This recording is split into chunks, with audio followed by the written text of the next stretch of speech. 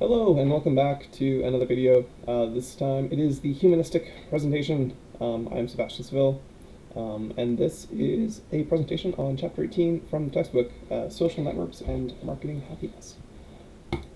So the chapter covered a bunch of stuff. It talked a lot about how ideas travel through populations and then how marketing interacts with uh, those sorts of things. I thought I could add a couple points. I have a background in economics and psychology, and I've looked at behavior and idea transfer in social networks before. So this chapter talked to me. So ideas or memes, which are the smallest unit of like an idea transfer, technically, not just like pictures of cats, that are transferred between people. Um, this happens all the time. Every time you have an interaction with someone, little bits of, like, when you're communicating, you're transferring ideas, but back and forth.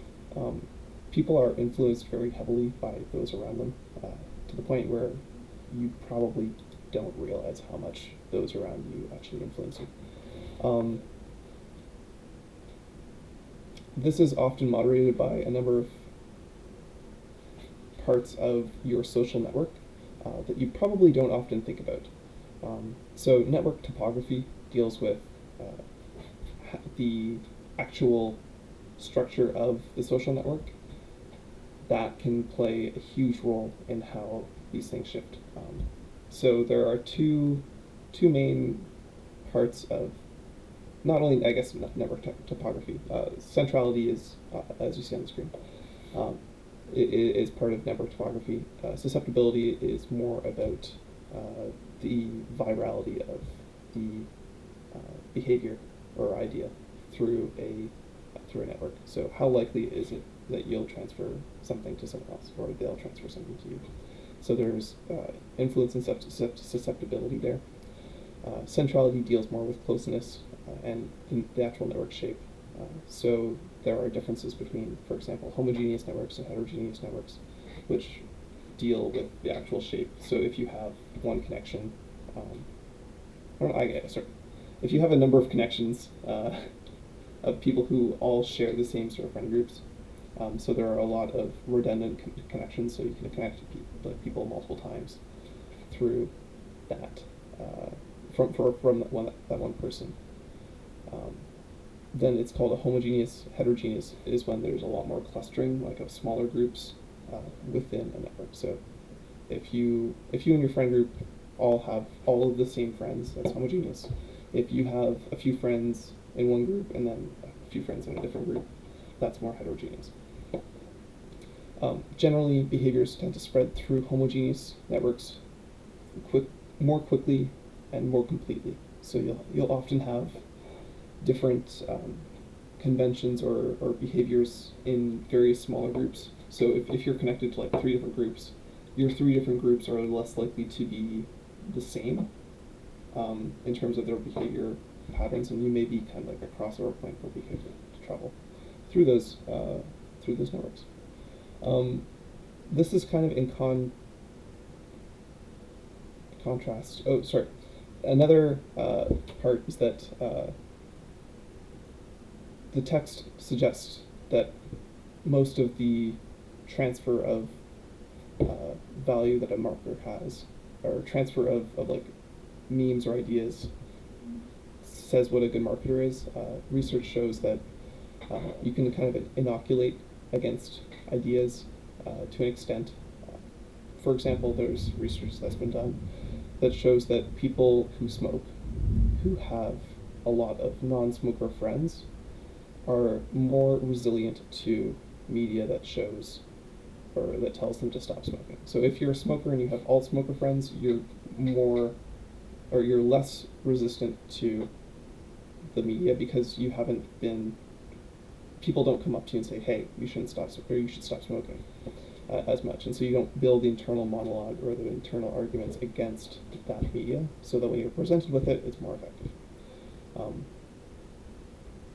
So it doesn't matter, like you're controlling for the marketing skill in both cases there, but the result is different based on people's social networks. which is kind of cool and not really covered all that much elsewhere, especially in this chapter. So then it also talks about the goal of social systems. It talks about happiness. What is happiness? Because after a certain point, I think it's like 60 or 70,000 dollars Canadian a year income, maybe US dollars, something around it.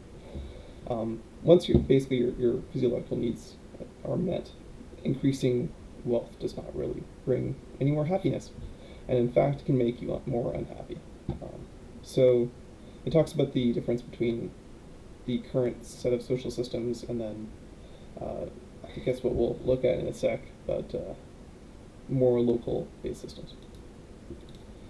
So yeah, large corporate enterprises versus small and medium enterprises. Um,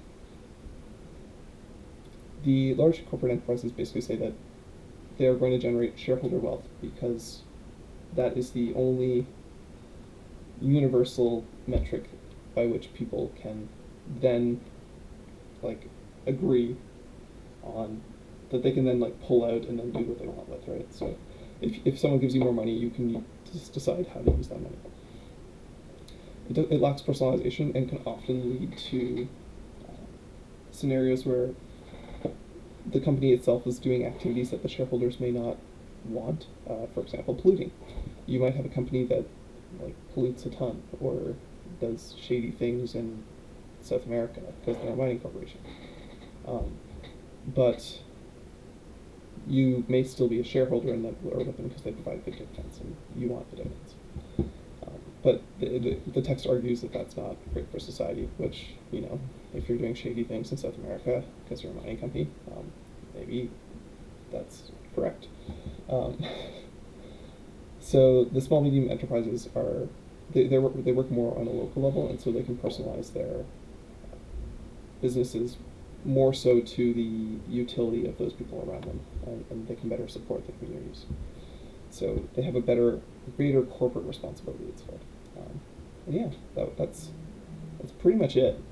That was chapter 18 with a few little add-ons. I hope you've picked up some stuff and had a few more things to think about. Let me know in the comments down below. Have fun. Never say no again. Take it easy, guys. Bye.